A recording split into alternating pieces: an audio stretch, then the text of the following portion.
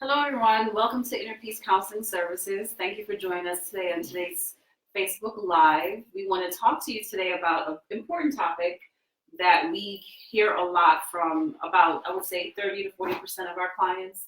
And this is coming out of our manifesto, which will continue on that journey until we're finished with all the manifesto statements that is found on our website. And this particular manifesto, we're talking about if you don't like your job and what you're doing for your career, change it. And it's basically a permission statement. It's not an accusatory statement. It's not to put pressure on you.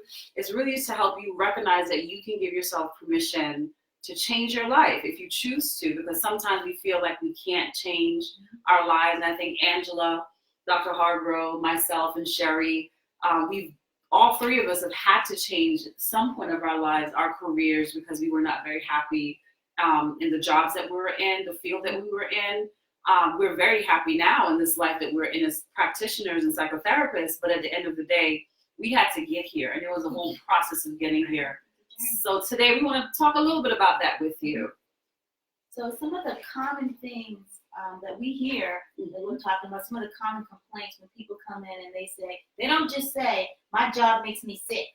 Right. Although some of them have said that to me. Some people have said to me, where I work is creating for me a sense of sickness. I get sick, and I get all kinds of symptoms. And I think you guys are going to talk some more about symptoms. Yes. Some of the disorders that we hear and the suffering that people go through.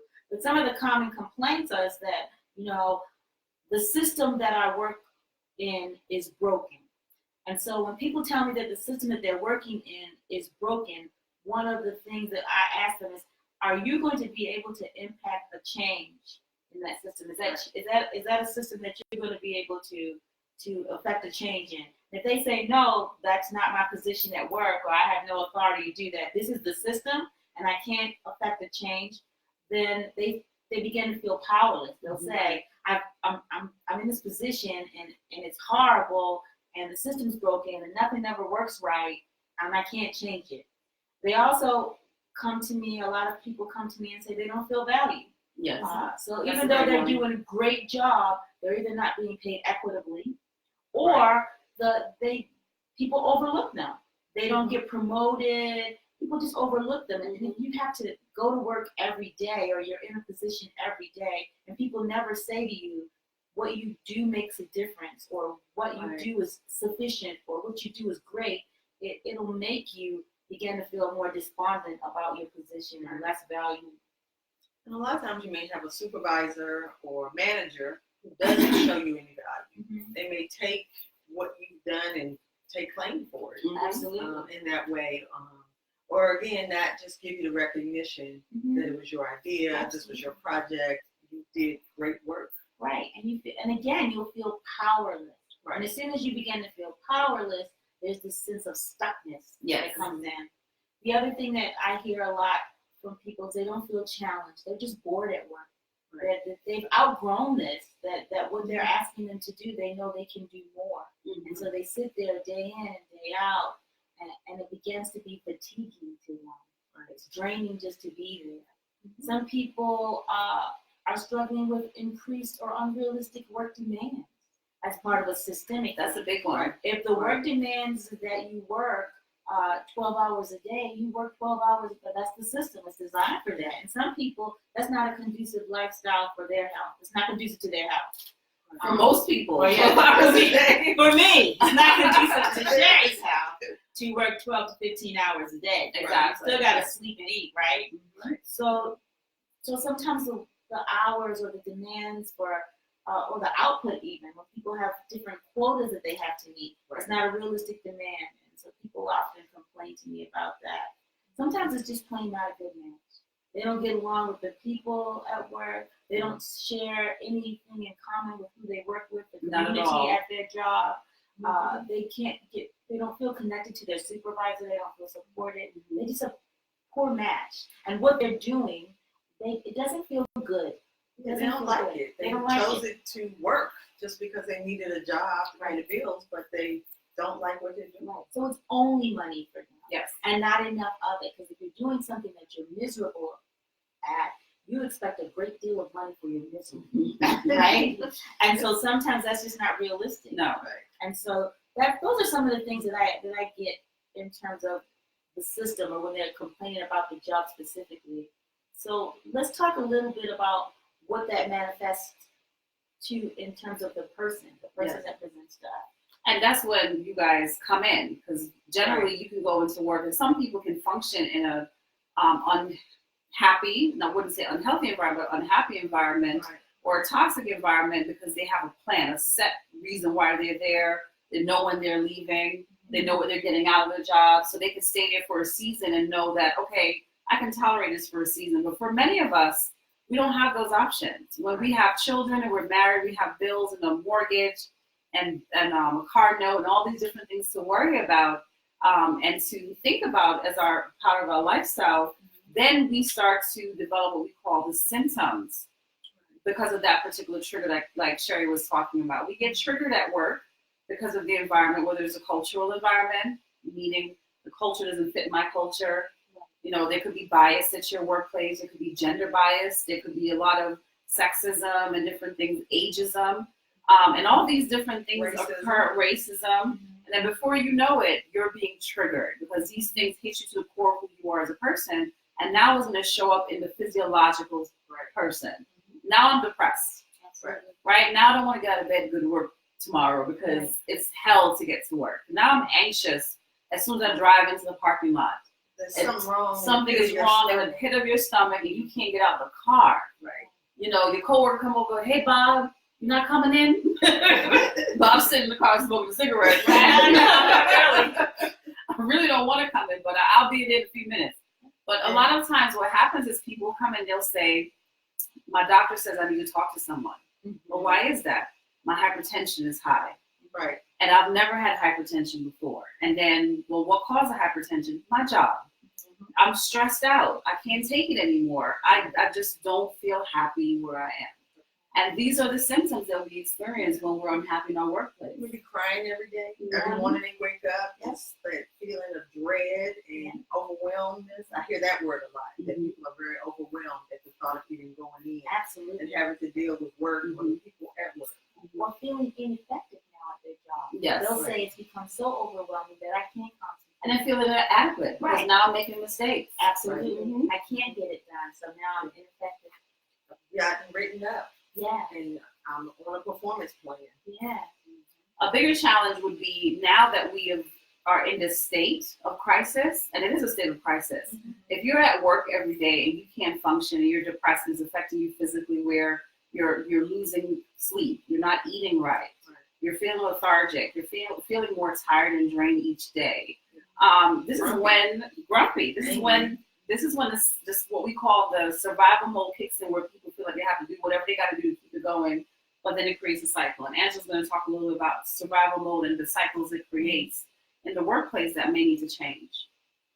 Well, the thing about being stuck in a work environment, it's sort of like a never-ending cycle. You don't feel like you can get out of it because you have bills, you have family, you just need to keep a roof over your head, and yet you're miserable, but you're starting this work, and you're getting written up, or people are calling you in constantly for meetings or to reprimand you, and at the same time you're still feeling stuck.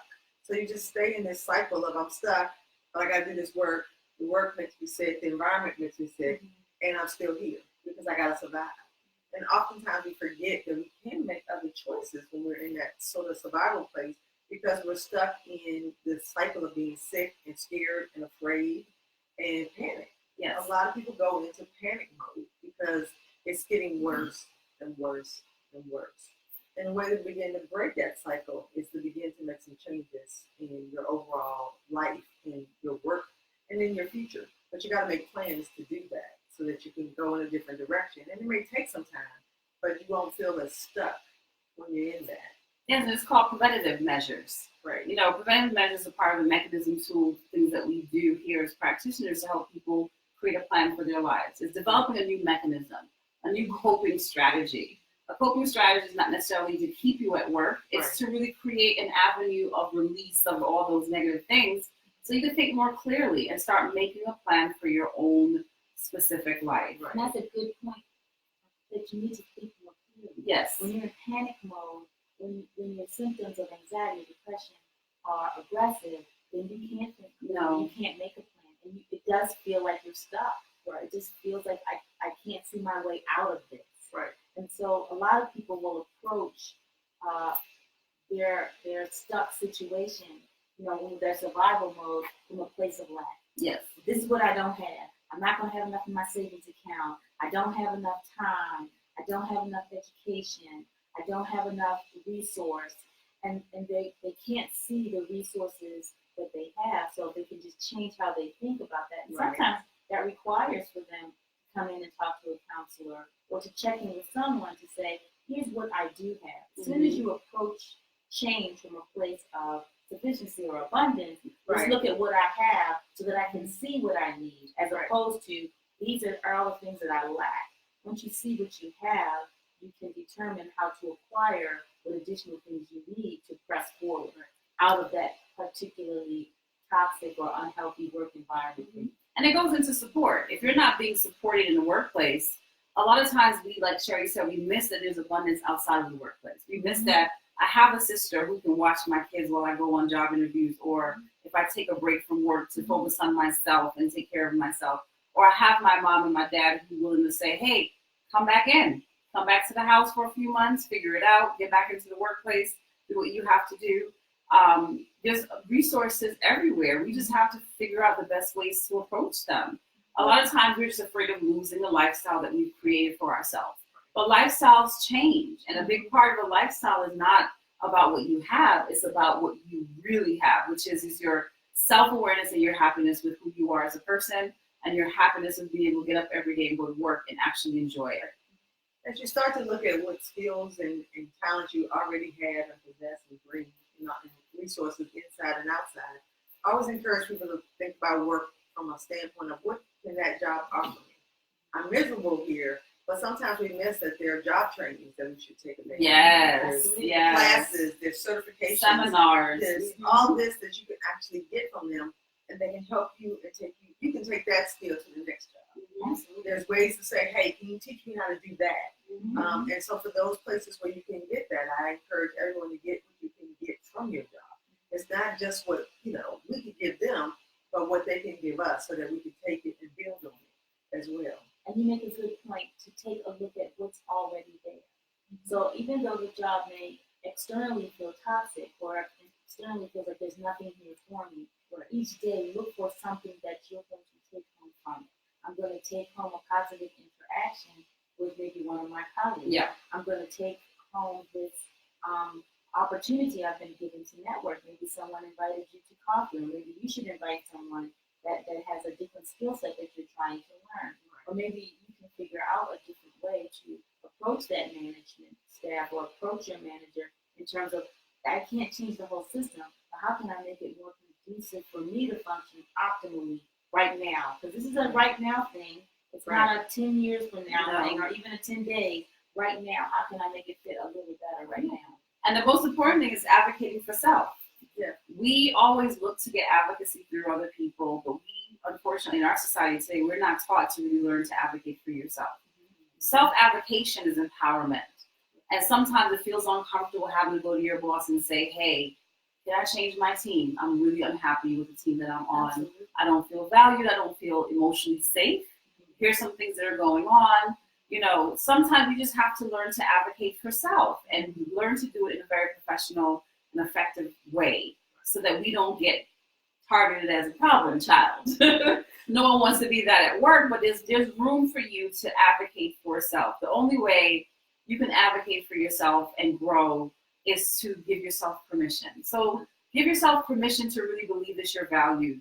Give yourself permission to know that you've done the work, you went to school, you've done your trainings, and this is not all that there is for my life. There's so much more. While you're preparing to leave that job, it's important to stop looking at what everybody else is doing or not doing.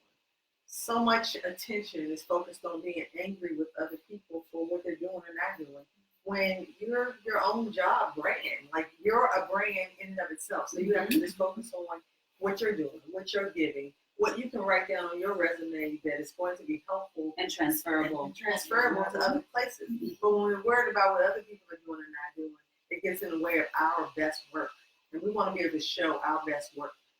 And then the next step is really to start thinking about what's next. Because as long as you're sitting there, you're going to feel stuck.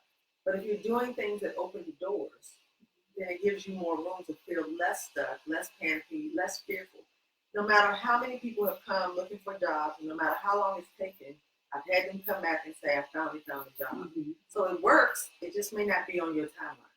And so you have to be patient with the process, but begin the process of what's next. What skills can I acquire? What education can I acquire? What training can I acquire? You have to decide to do the next thing that gets you to the next place. And a big challenge is also thinking about moving into your own entrepreneurial lifestyle.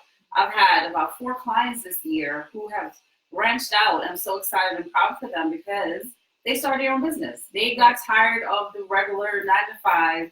They got tired of being in the same stuck situation, and they took time to plan. They didn't just jump and leave. Right. They planned out what was appropriate for them. Some research resources, such as loans.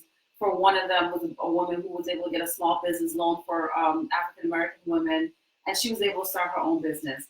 For the gentleman, he was able to get support through resources from people that he knew at his church that appreciated him enough to know that you're talented. So I'm gonna back you up on this. I'm gonna come in as a partner for you because I believe in you. Sometimes we gotta really dig deep into who we are as people and recognize that we have so much more to give.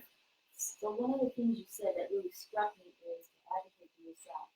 I need, I want does not equal I lack, I'm insufficient. Right? It does not mean that. And so a lot of times people will not ask. Right. Well, they won't ask for someone to support them. They won't ask for a loan. They won't ask for investment of time or resources, either in their current positions or branching out. What I need and I want do not mean I lack, I'm insufficient in some way. It just means that I would like, or I would need this to move the next level for me, so that I'm better than. And sometimes you just need someone to help guide you, to help you talk through things, to face your fears. Because if you decide to change jobs, learn a new skill, create your own business, all these things can be very scary, especially if you're new and you don't think you've had a lot of training and access to information. But there are ways to help you do that. And we here at Inner Peace can help you do that. So if you feel like you're on this journey and work is just causing so much distress, please give us a call, make an appointment, come in, sit down and talk with one of us, and we can help you figure out where your next steps are. Yes. So thank you, and we look forward to speaking to you again in a couple of weeks.